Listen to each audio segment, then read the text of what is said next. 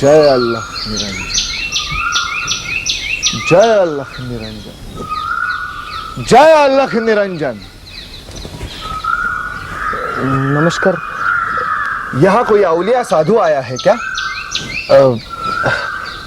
पण तुम्ही इथला दिसत नाही। आम्ही काशीवरून आलो।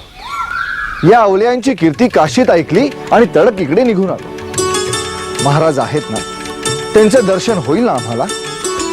बेटा बंकट, हा, बघितलं ना आपल्या बाबाचा किरण किती लांबवर गेला ते भास्कर बोला ना, ते एकदम सच निघला बघ, एकदम चौकस।